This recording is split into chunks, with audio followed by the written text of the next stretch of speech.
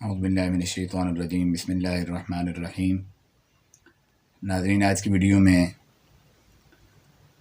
ایک اہم سوال اور اس کا جواب آپ کے سامنے عرض کروں گا۔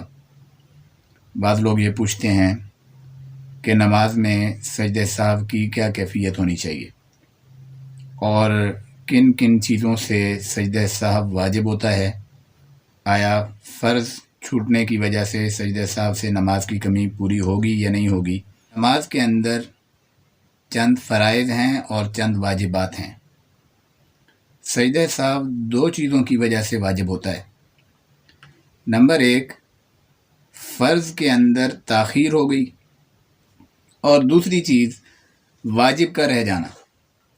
اگر کوئی واجب انسان کا رہ گیا ہے تو وہ بھی انسان نے جب سجدہ سہو کر لیا تو انسان کے اس واجب کی کمی پوری ہو گئی اور انسان کی نماز درست ہے۔ اب سجدہ سہو کس طرح کیا جائے گا؟ تو سجدہ سہو کرنے کا صحیح طریقہ یہ ہے کہ آخری قاعدہ جب انسان بیٹھے تو اس میں عبدہ و رسولہ تک پڑھ کر پھر دائیں طرف السلام علیکم ورحمۃ اللہ کہہ کر دو سجدے کیے جائیں۔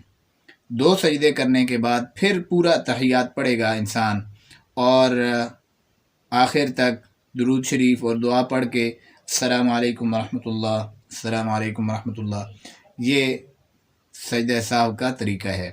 اور جب کوئی کسی فرض کے اندر تاخیر ہو گئی ہے یا کوئی واجب رہ گیا ہے اور انسان نے سجدہ سہو کر لیا تو اس کی نماز درست ہو جائے گی۔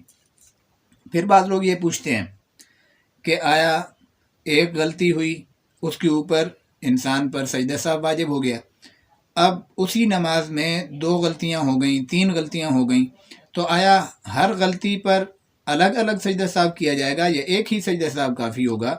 تو اس کا جواب یہ ہے کہ ایک ہی سجدہ سہو ان تمام غلطیوں کے واسطے کافی ہو جائے گا۔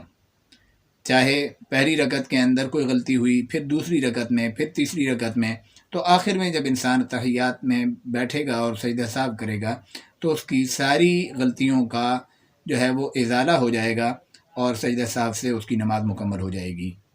السلام علیکم ورحمۃ اللہ وبرکاتہ۔